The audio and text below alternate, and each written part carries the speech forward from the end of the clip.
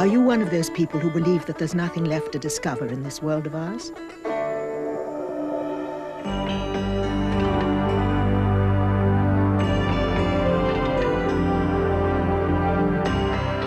Then here's the story of Lawrence Blair and his brother Lorne, who came east in search of adventure and found themselves wandering for 10 years in the most volcanic region on Earth, into the Ring of Fire.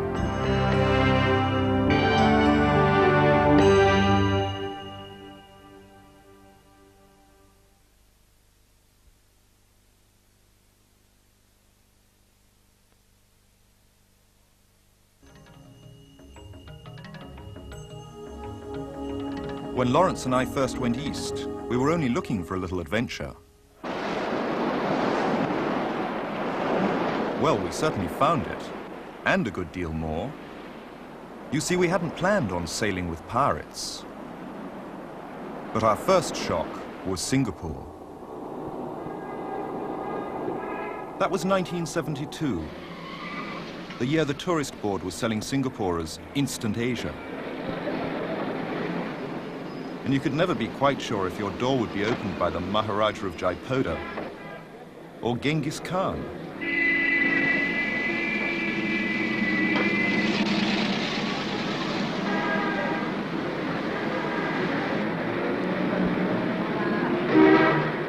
I'd thought we'd left all this behind. I'm Lorne, the bearded one. 2 years with a television network had convinced me that by temperament I was totally unemployable. And Lawrence, who's 3 years older than me, had just become a doctor. Not of medicine, I'm afraid, but of philosophy. And Singapore wasn't quite the mysterious East he was after either. Then, unexpectedly, we found an old book that would change everything. The Malay Archipelago, Land of the Orangutan and the Bird of Paradise, by Alfred Russel Wallace, the 19th century naturalist and explorer, who quite independently of Charles Darwin, evolved the theory of natural selection and sent Darwin his findings before The Origin of Species was written. Wallace made his discoveries in the islands east of Singapore. In the 1850s, he was traveling alone for 8 years through the world's largest and least explored archipelago. Wider than the continental United States, the 13,000 islands of what is now the Republic of Indonesia range from Sumatra to New Guinea. These were the Spice Islands of history, but today they're as forgotten as is Wallace's genius. His most ambitious voyage began 1,000 miles east of Singapore in Old Makassar.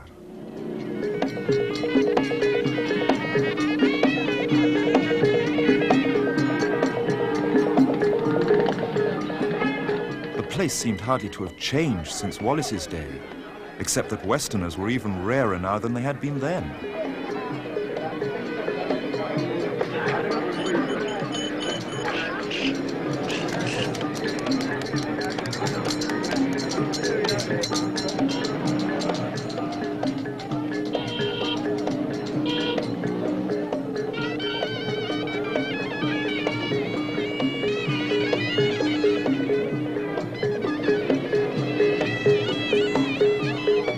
It was here in the Old East that we decided to take ourselves and our camera in Wallace's footsteps.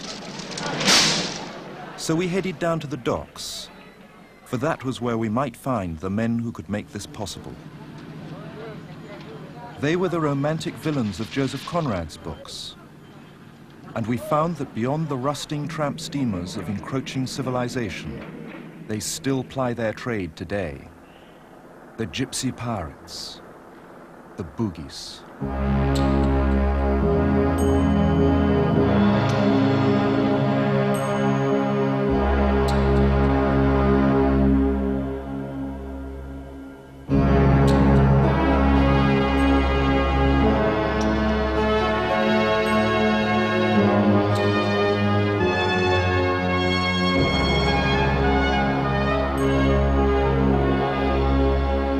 Surging east on the west monsoon and west on the east, their black-sailed fleets so terrified the early European spice traders that the word boogeyman entered our language. Once the exotic masters of these eastern seas, not much is known about them today, except that they're still pirates, or traders, or both. Here, spices, mother of pearl and rattan are exchanged for exotic packaged goods from the Western world.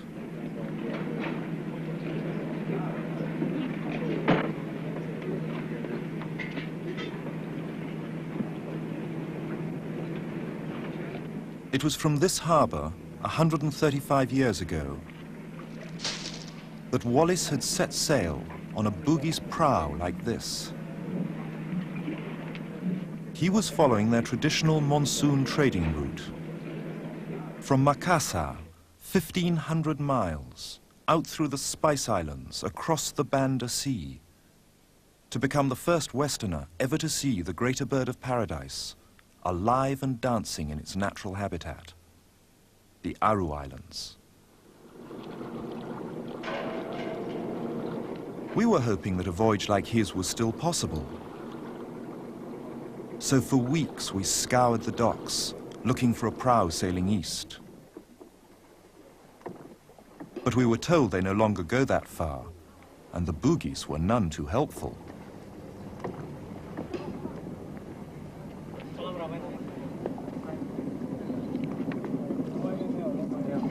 They were not impressed by our stumbling attempts to learn the language. And during this time, we saw 3 knife fights. One of them was fatal.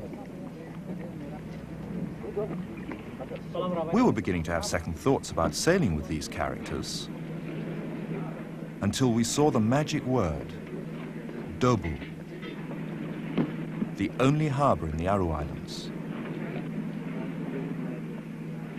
100-tonner was loading up for the eastern voyage, chairs and mattresses for the Chinese traders, spare equipment for the pearl divers, and rough salt to cure the venison that abounds in Aru.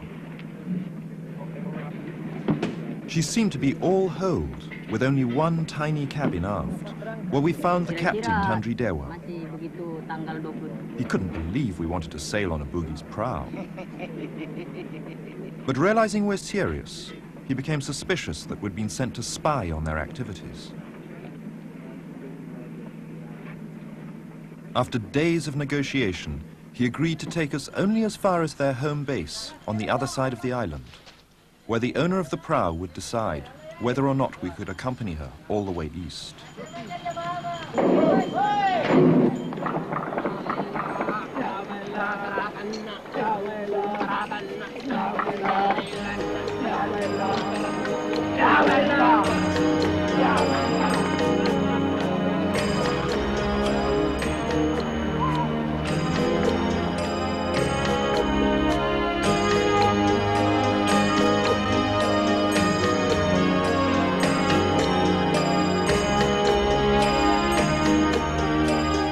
A good sign was when our toothbrushes were added to the privileged rack on the mast, and we were allowed to take over the only cabin.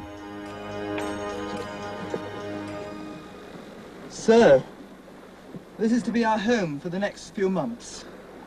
Not much room in here, you can't quite sit upright. And now that we've got all our equipment in, it leaves about enough room for us as you'd get in a rather cramped coffin. We've managed to make it reasonably cozy. Up here we have our rather meager library and our charts. Here on the radio we can always pick up what's been happening with the statesmen of the great nations and how their social life is going. Our youngest shipmates were 8 and 10 years old, and before this voyage they'd never seen cars, nor ice, nor electric light.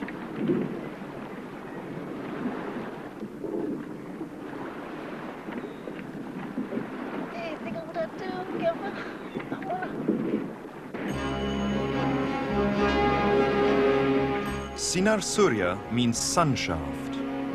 Powered by the winds alone, she's a 100-foot mixture between the European spice traders and the original island craft. She carries 2 steering oars, extending deeper than the hull, and serving as both rudders and keel.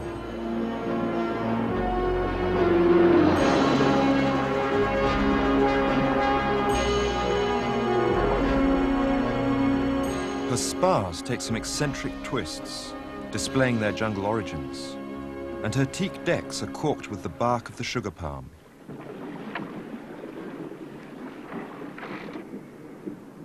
With her fittings of woven rattan and ropes of coconut husk, she's a very organic creature.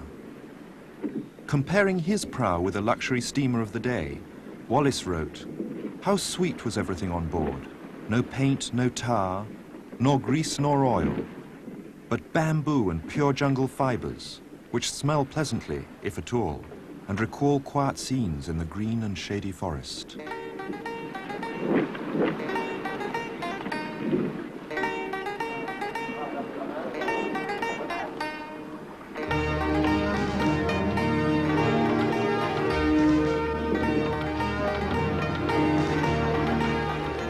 Their word for crew member, anak prau, means child of the prow.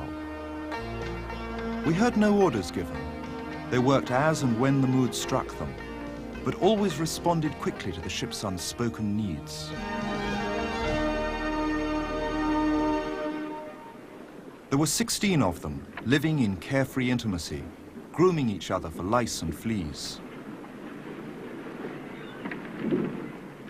They slept in huddles on the deck or strewn across the cargo in the hold.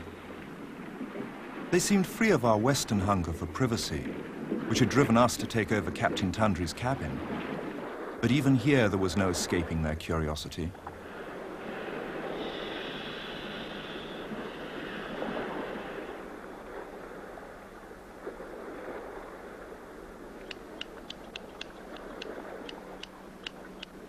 Nor did we have the cabin entirely to ourselves, as Lawrence explains.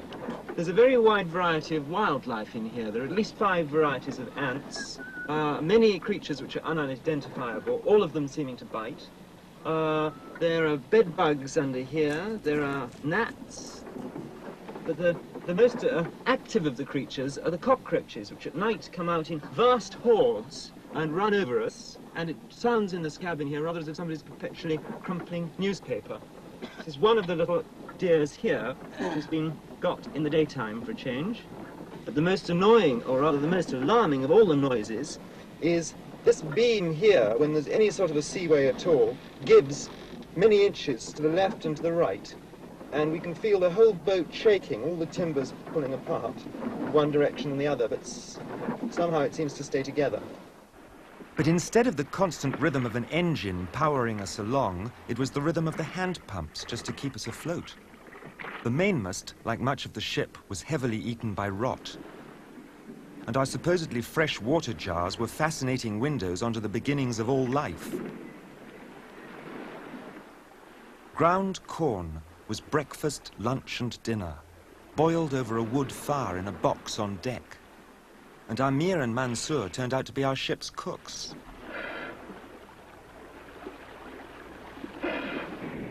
They were also the ship's barbers, and Captain Tandry got his weekly beard plucking, hair by hair.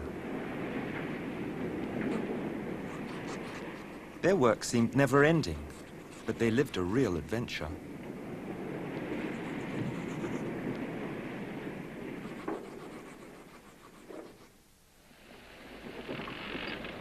On the 3rd evening, we approached the islands of Tanakeki Point, still known as a place for pirate ambush.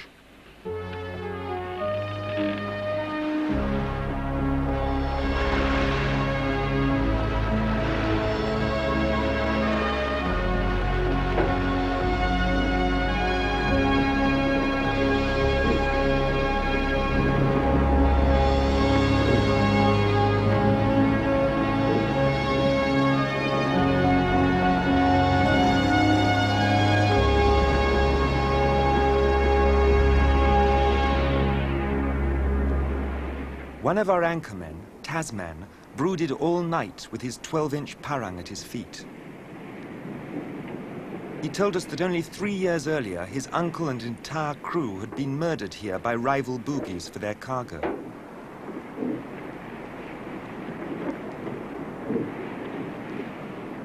But safely past Tanakeki, it's a clear run to the tip of Celebes. Hidden behind it lies Bira, birthplace of our prow.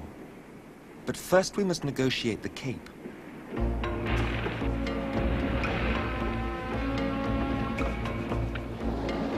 Most sailors give its currents and riptides a wide berth, but the sailors of Bira pride themselves on cutting it very fine.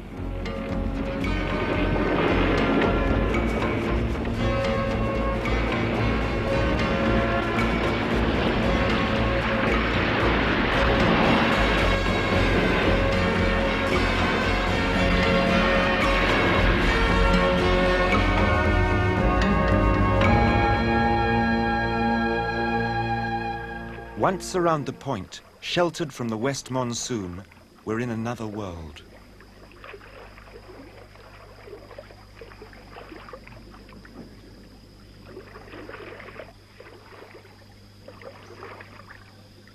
For 9 months in the year, the beaches of Bira are empty. But early in the west monsoon, the boats return for repairs. The crews reunite with their families, exchange their yarns, inspect last year's harvest of babies, and sire the next.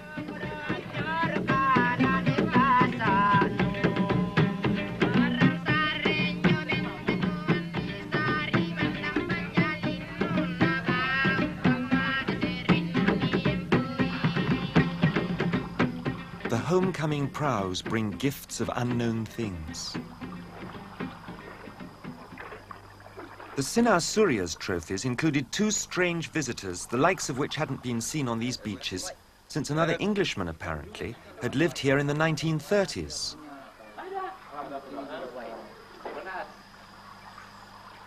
This man tells us that he's still fondly remembered, though at the time, he was younger than this boy. Perhaps because of that mysterious traveller, we were received with unexpected kindness, which was lucky, because many weeks were to pass before we'd actually leave Bira. First step was to track down the Crine, the village chieftain who owned the prow and whose permission we needed to continue east. His household said he was away for a few days, settling a feud in another village. But we were made welcome, and that night we were invited to a boogie's wedding.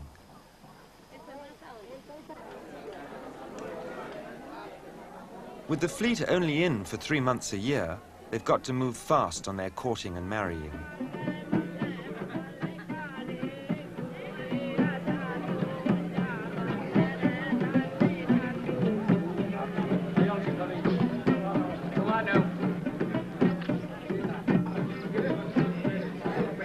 Most of these bridesmaids will get hitched by the time we've left.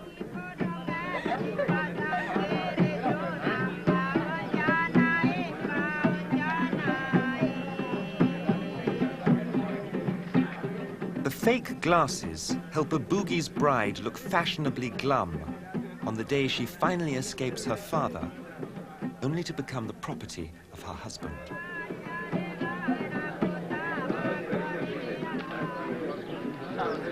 The limp handshake is deceptive, because for those 9 months of the year that the fleet's away, the women rule the roost. Halfway between men and women are the Bisus. They're the transvestite priests of the old religion.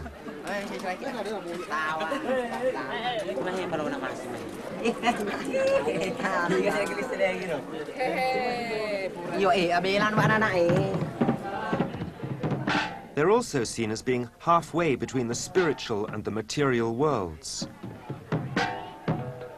Their presence at weddings ensures fertility.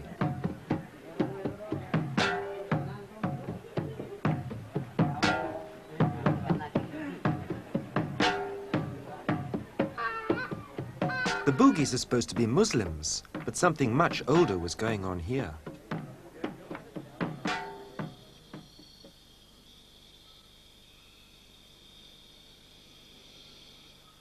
The mosque had its Islamic star and crescent moon all right, but everything else displayed an animist symbol of power, which was always winged. It's those ancient forces which govern the building of prows. Not a timber can be used which hasn't been first released from the forest with the permission of the jungle spirits. The axe is a luxury. The only tools they really do need from the outside world are the parang and the hand drill, with which they can make all the other tools they require. So from the parang and the drill springs this.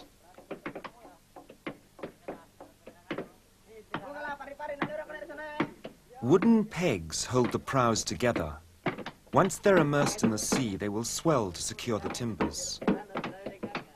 They're not built from any drawn plans, but from the image in the shipwright's mind, so every one of them's different.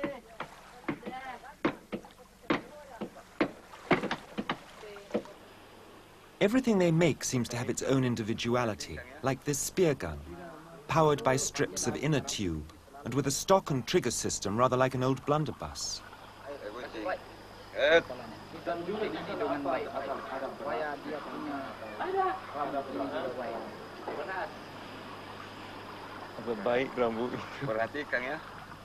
And everyone had their own goggles, carved from wood, with bottle glass glued with resin, as windows onto the underwater world.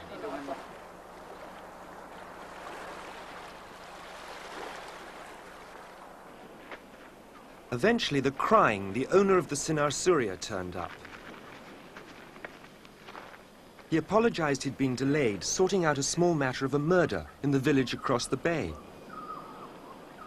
He wasn't encouraging about our plans to sail east. He couldn't vouch for the safety of the ship, nor the best intentions of the crew.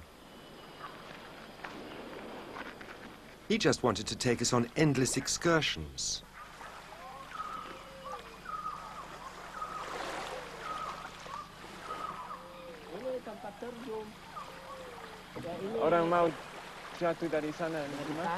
We were dying to get a yes or no answer about our voyage east, but he was more interested in pointing out the local sights. Giant fossilized clams in the cliff faces, and orchids, the rarest of which, he said, were in the aromatic gardens which seemed to float beyond man's reach.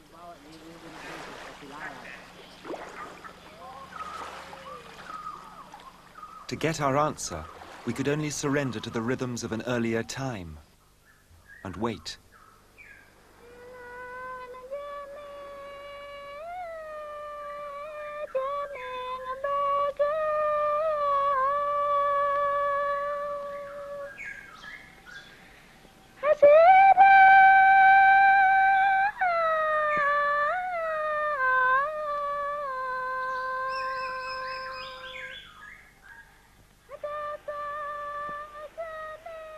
By the third month, all the prows were on the point of departure. And it was only then that the Crying finally granted us permission. He amazed me by giving Lorne an 18th century family heirloom, a magical mariner's dagger with a sea serpent pommel. I was to become absurdly superstitious about my boogie's dagger. And it's traveled with me ever since. The Crying's wife gave Lawrence a delicately crafted model of the Sinar Surya. She insisted that it too had supernatural powers. And as long as it held together, so would the Sinar Surya. Captain Tandri had talked of replacing the rotten mast in Bira, but apparently the forest gods hadn't been forthcoming, because the same groaning timber was raised again.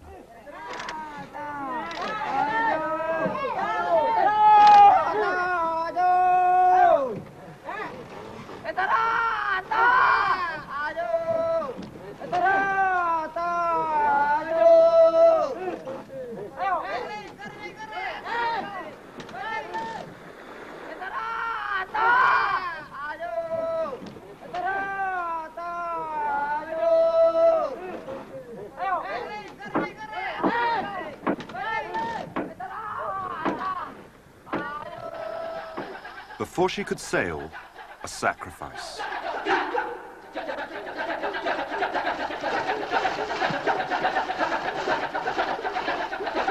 A goat black for the strength and stability of Earth.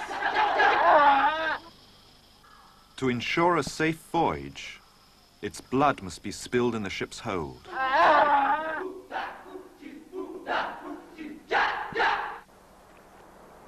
The next day, we were ready to sail, and the women brought a special farewell feast, your actual goat's head soup.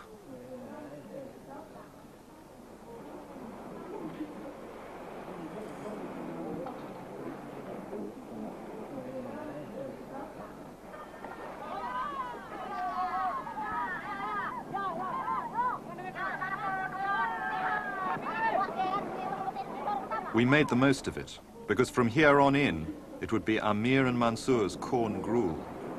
Lawrence seemed happy enough to get moving again. But I couldn't help feeling a little nervous. It was, in fact, the last time we were ever to see our generous host, the Crying. Returning to Bira 7 years later, his widow would tell us he'd been hacked to death by one of his own people.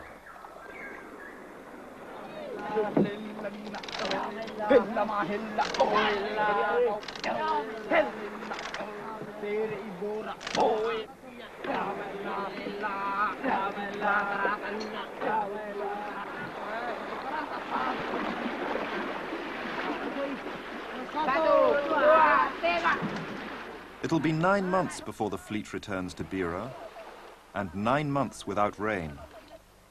The women must defend their young from disease and starvation, an enforced matriarchy in a land too harsh to feed children and husbands through the dry months. The men face less predictable dangers. Of the 90 prows that left Bira last year, 5 never returned.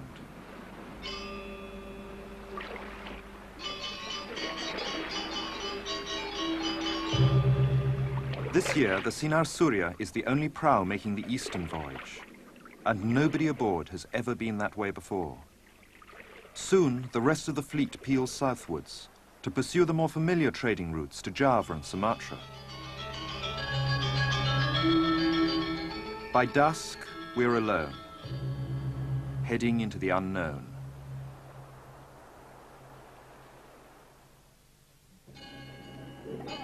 Next morning, we had new company.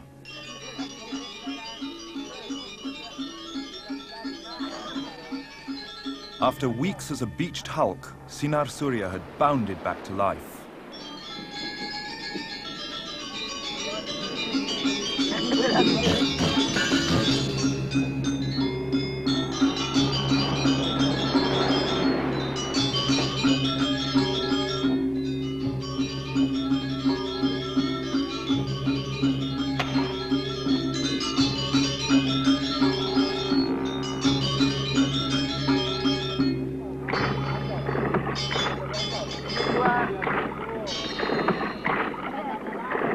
Navigation was a community affair, with everyone contributing his opinion. Once the great natural navigators, the Bugis were guided by the clues in seaweed and bird droppings. But no longer. They now had a compass so clouded with age that its rose was barely visible, and one old chart on such a small scale that many of the islands in our path didn't even figure. So we had to rely on their sharp eyes and their instincts. But Captain Tandri had already realized that he'd made a bad mistake. Our rotten mainmast could become a dangerous liability. So in search of a replacement, he decided to put in to the isolated Sultanate of Bhutan. We anchored beneath the cannons of a ruined fortress.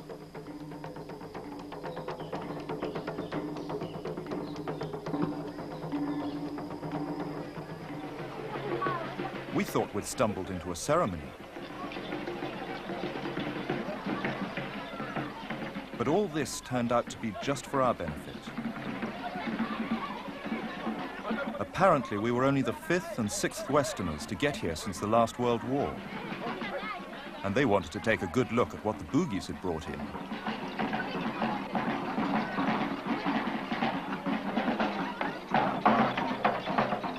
The flag dance of the Palace Guard recalls their first European visitors, Portuguese explorers. Their costumes reflect centuries of brief encounters with the West, from 16th century ruffles down to 20th century sneakers.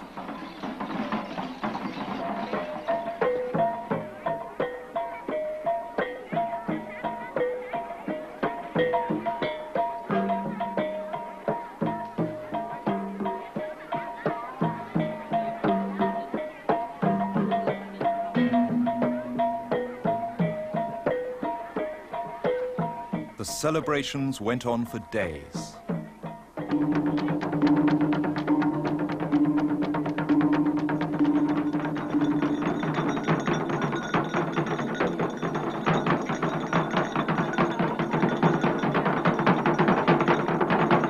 The Sultan's bodyguards told us that their traditional enemies were the pirate ancestors of the very Bugis we'd arrived with. Each year, the West Monsoon would bring an invasion fleet from Makassar, as mighty as any European armada. No sooner had they been fought off than the East Monsoon brought a fresh invasion from the kingdoms of the Moluccas.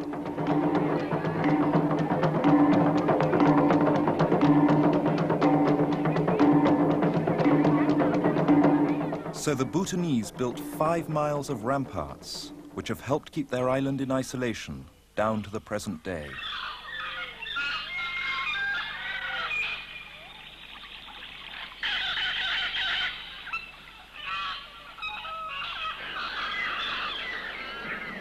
The rare Celebes ape, an endangered species on mainland Celebes, they still rule the hills of Bhutan. They're respected for their uncanny intelligence, and the people here treat them as they would a neighboring tribe. They tell of how the apes carry their dead for burial into a cave deep beneath this tree. The only people who would take us inside were the professional python hunters.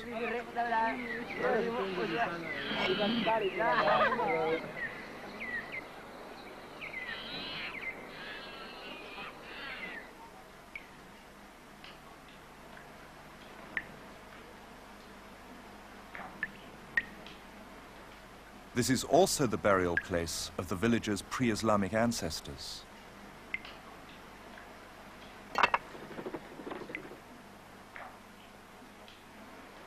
The chief hunter, Pak Abu, points out the track of a large python, perhaps the one that took a goat from the village the other night. They also had stories of people being eaten by the pythons, some of which they said can reach over 25 feet.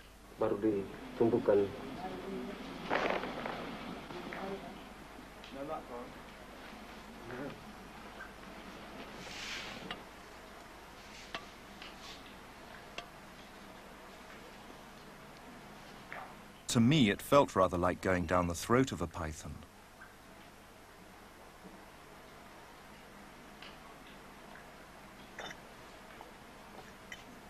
The hunters didn't like it either, but they can get a handsome price for the snake's skins from the Chinese traders on the mainland. But they must deliver them alive. Their only weapons are a lamp and a sack, and their bare hands.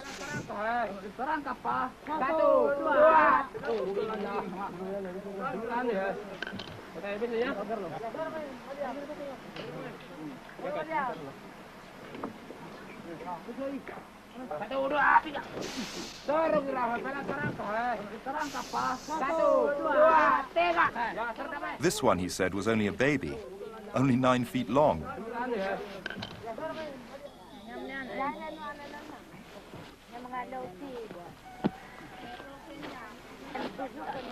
Back at the palace, the Sultan threw a farewell feast for us. This was an occasion which seemed to justify entrusting our camera to a bystander.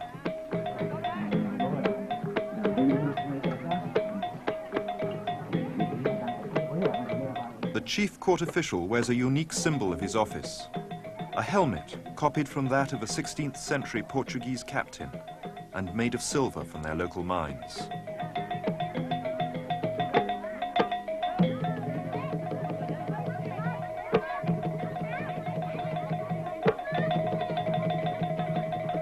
It's decorated with the golden plumes of the greater bird of paradise, trophies from the distant Aru Islands.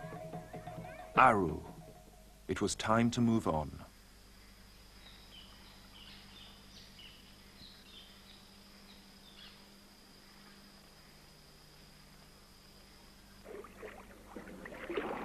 We'd expected to head east with the west monsoon, straight for the Spice Islands.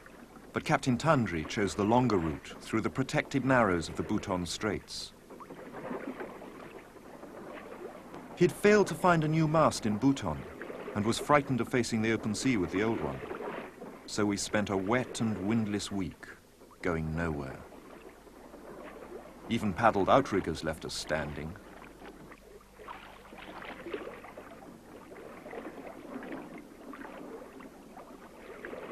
The bird, perhaps as disoriented as ourselves, seemed unaware of the perils of alighting so trustingly on a boogie's prow.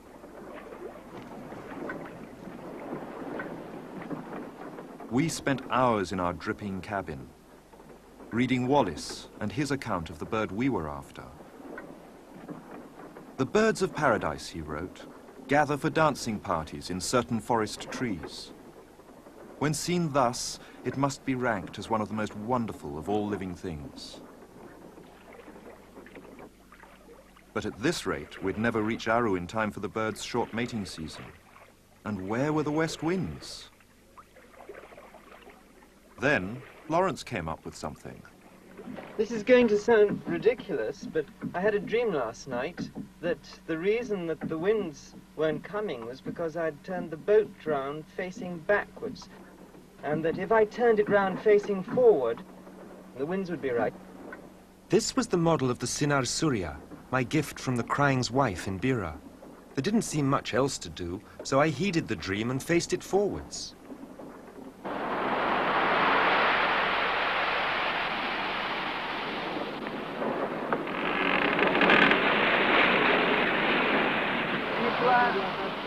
The result was pretty impressive. But soon we had more than we'd bargained for.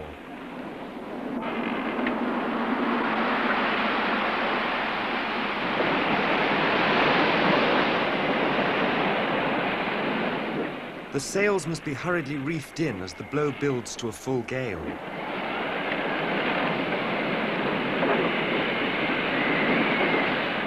Our rotten mainmast was cracking under the pressure. And night and day, 4 crewmen must continually take the strain on the lee mainstay like human springs.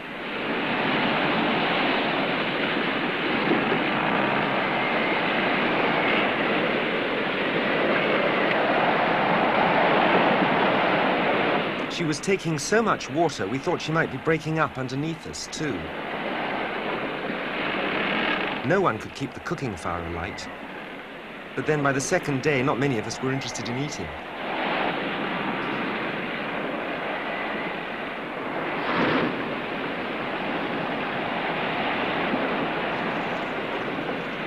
Not exactly confidence-inspiring was the sight of our most experienced helmsman, Lajan, bowing to Mecca at times not prescribed by the Islamic faith.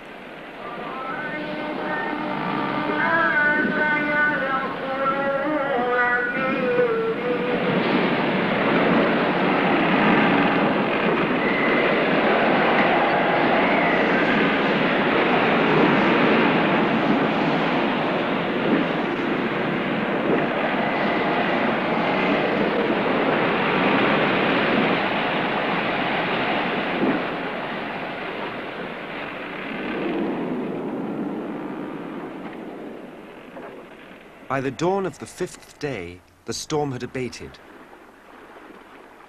But none of us had a clue where we were.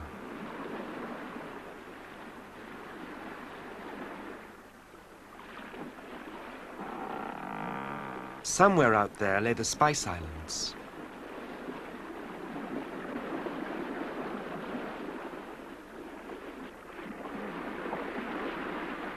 Then from the masthead, a shout.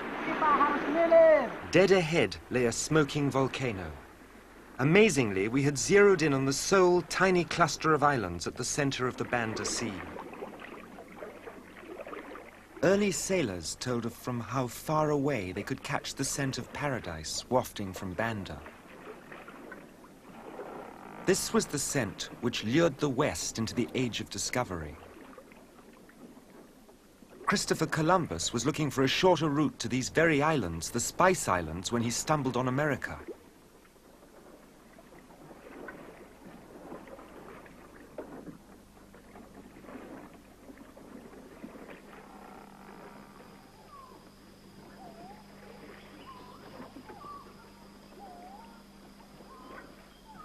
These were once the most sought-after islands in the world.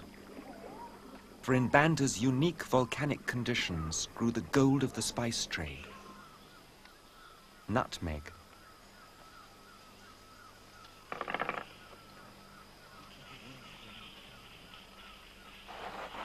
The fruit provides two spices, the nut itself and mace, the filmy red membrane which coats it. The bloodshed of centuries has left a legacy of graves from many nations. The Dutch were the victors and built an empire on their nutmeg monopoly.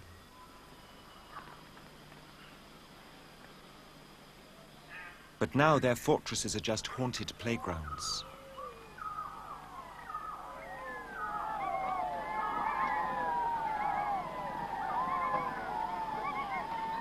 The British had once exchanged one of these islands for something in the New World called New Amsterdam, now better known as Manhattan Island. But today, Banda lies sleeping and forgotten as history flows past her. The first Westerners were the Portuguese, and their echo still lingers.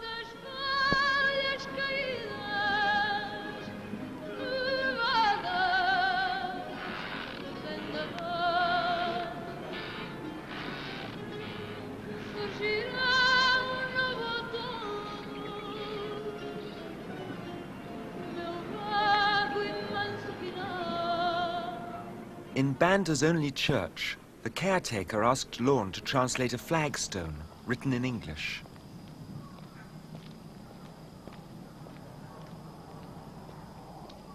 It unnerved me. John MacLeod, a British midshipman, died here in the year 1800. He was exactly my age, to the month, and the same monsoon was blowing.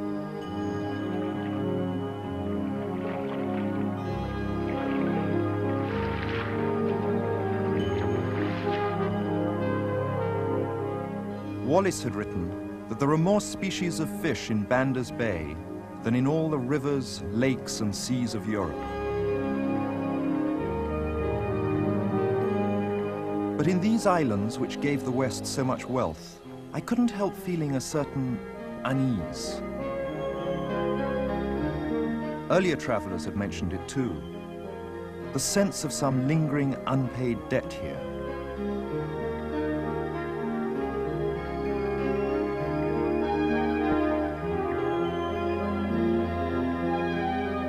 I didn't know how close I was to come to paying my bit.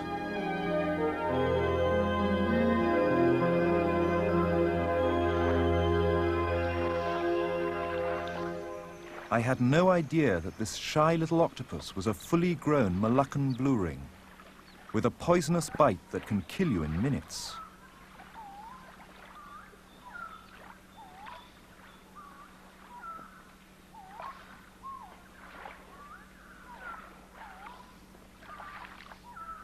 I'll never know if it was the magic of the Crying's dagger which protected me that day, or just my own dumb ignorance. But how easy it was becoming, in this sea of dreams, to believe in the supernatural and the long-suppressed fears of childhood.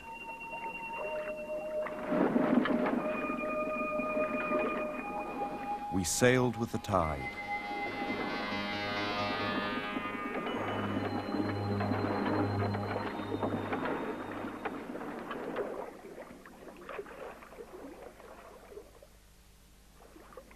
Becalmed, far off course in the empty quarter of the Banda Sea. For days there were no fish to take our hooks, nor any wind to fill our sails.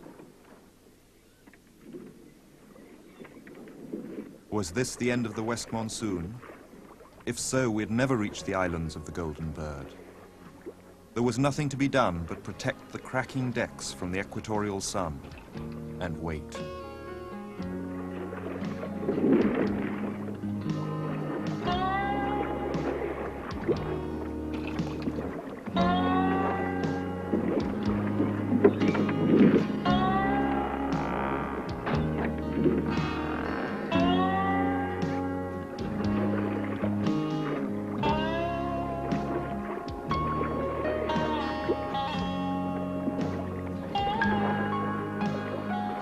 Lawrence was the first to go.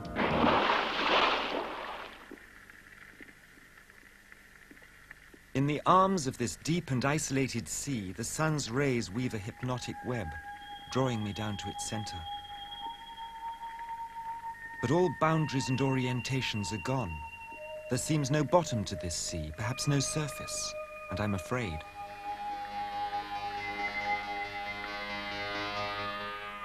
The Sinar Surya is the nucleus of our universe, the only solid world we've got. It's a comfort to find our hull is the home of other marine creatures. Tiny crabs and fish, too agile to be caught.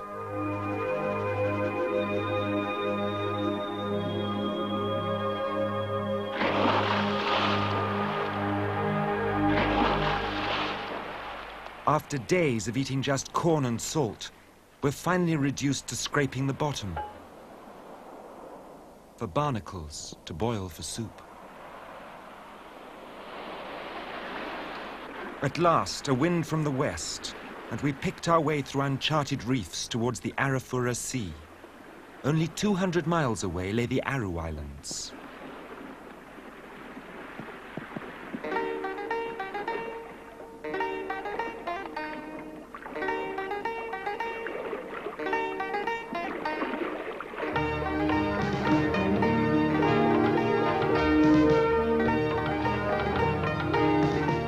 On the last puffs of the languishing monsoon, we drifted into Dobu, her village capital.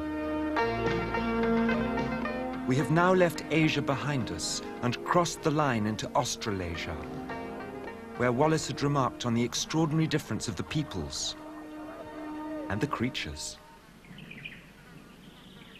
The Kasuari, Australasia's answer to the ostrich. Its claws end up in the warehouses of Dobu, along with other costly delicacies and aphrodisiacs. Deer's antlers and shark's fins. Agar-agar, a seaweed used in Western pharmaceuticals. Edible birds' nests and sea slugs, which Wallace had described as looking like burnt sausages rolled in the mud and tossed up the chimney.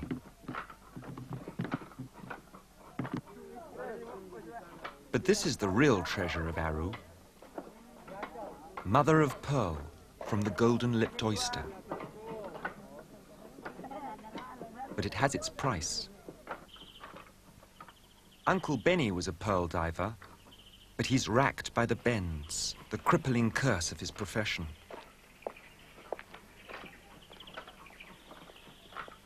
He won't dive again, but he took us to the pearling reefs on the far side of the island.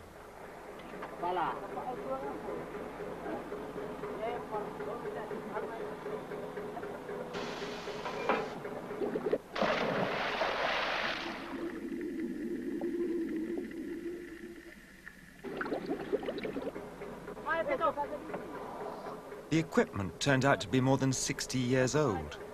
This helmet was being used here in 1910, when Russell Wallace was still alive.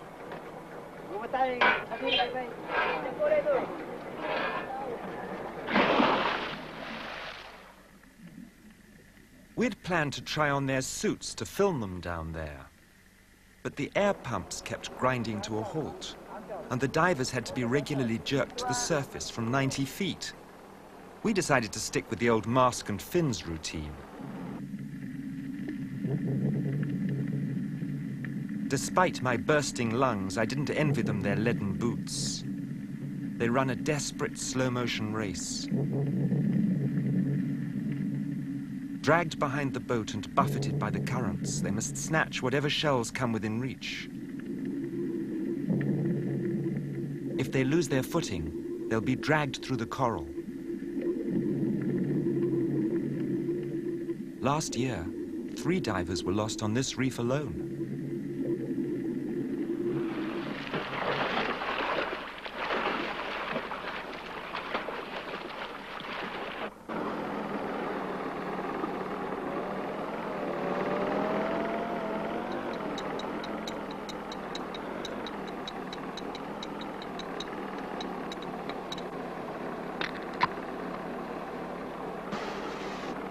But we had come to Aru for something else.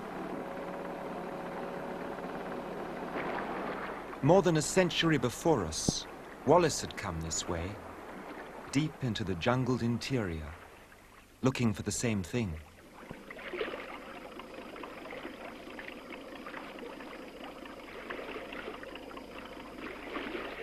Cornelius had promised to help us find it, the bird with the golden tail.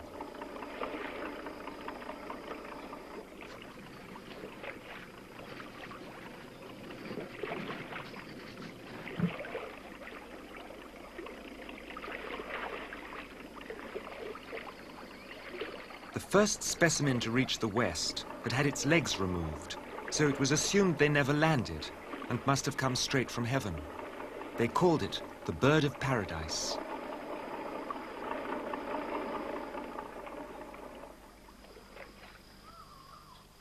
But in actual fact, it lives in what Wallace had described as the most horrible jungle he had ever been in.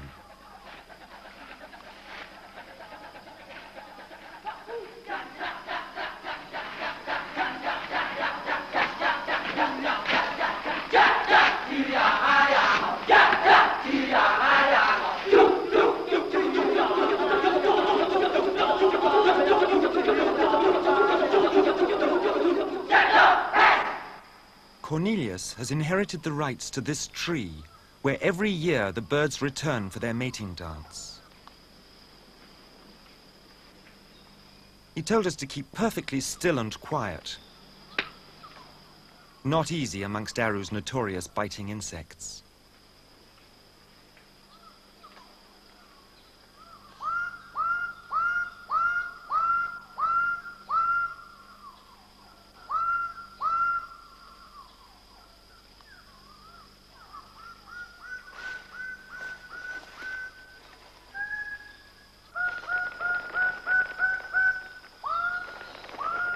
Every fact I'd ever read about these birds seemed to fall away on actually seeing them.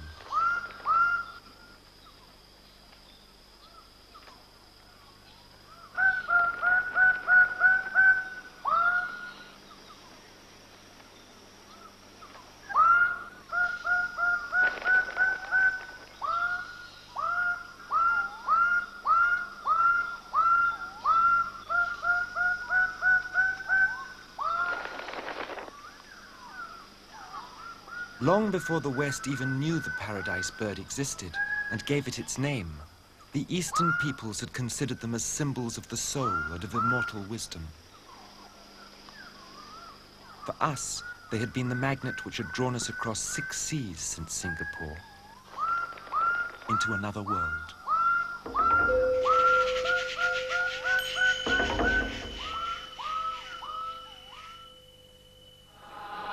On the first breaths of the east monsoon, the Sinar Surya weighed anchor.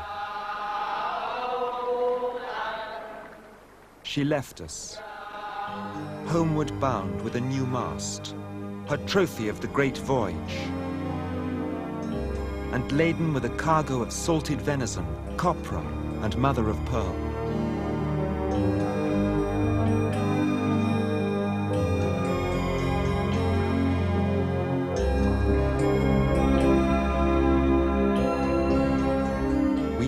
East.